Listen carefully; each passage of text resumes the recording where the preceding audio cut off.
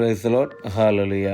ഇന്ന് ദിവസം എസെക്കിയേൽ 39:29 തിരുവചനത്തിലൂടെ ഈശോ നമ്മോട് സംസാരിക്കുകയാണ്.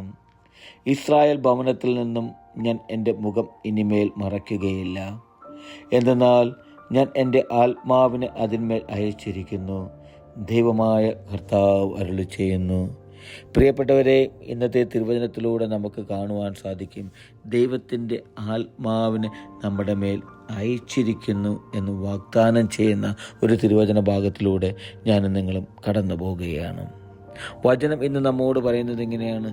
ഇസ്രായേൽ ഭവനത്തിൽ നിന്നും. പ്രിയപ്പെട്ടവരെ, ഈശോ അന്ന് ഇസ്രായേൽക്കാരോട് പറഞ്ഞ അതേ തിരുവചനമാണ്, അതേ വാക്കുകളാണ് ഇന്ന് എന്നോടും നിങ്ങളോടും നമ്മുടെ കുടുംബത്തോടും പറയുന്നത്. ഈശോ പറയുന്നത് നമ്മുടെ ഭവനത്തിൽ നിന്ന്, നമ്മളിൽ നിന്നും ഈശോയുടെ മുഖം ഇനിമേൽ മറക്കുകയില്ലെന്ന്. പ്രിയപ്പെട്ടവരെ, ഈശോയുടെ തിരുമുഖം എന്നും എപ്പോഴും സദാ കാണുവാൻ വിളിക്കപ്പെട്ടവരാണ് ഞാൻ നിങ്ങളും.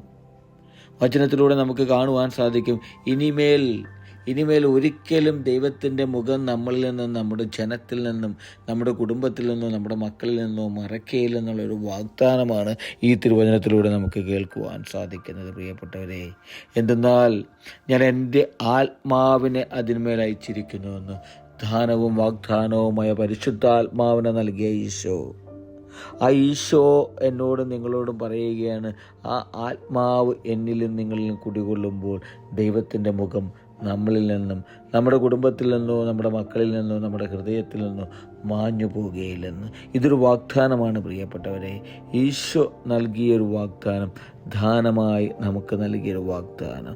ഈശോയുടെ പരിശുദ്ധാത്മാവ്, ആ പരിശുദ്ധാത്മാവ് നമ്മളിൽ കുടികൊള്ളുമ്പോൾ ദൈവമായ കർത്താവ് അരുളി ചെയ്യാണ്, പ്രിയപ്പെട്ടവരെ, എന്നിൽ നിന്നോ, നിങ്ങളിൽ നിന്നോ, നമ്മുടെ കുടുംബത്തിൽ നിന്നോ, നമ്മുടെ മക്കളിൽ നിന്നോ, നമ്മുടെ തലമുറകളിൽ നിന്നോ, ഈ ലോകത്തിൽ വസിക്കുന്ന ഒരു വ്യക്തികളിൽ നിന്ന് പോലും ദൈവത്തിൻ്റെ മുഖം ഇനിമേൽ മറക്കുകയില്ലെന്ന് അവിടുന്ന് നമുക്ക് നൽകിയ വാഗ്ദാനമായ പരിശുദ്ധാത്മാവിലൂടെ സ്ഥിരം നമ്മളിൽ കത്തിച്ചൊലിക്കുകയാണ് ആ ഈശോയുടെ തിരുമുഖം. ഹല്ലേലൂയ. ആമേൻ.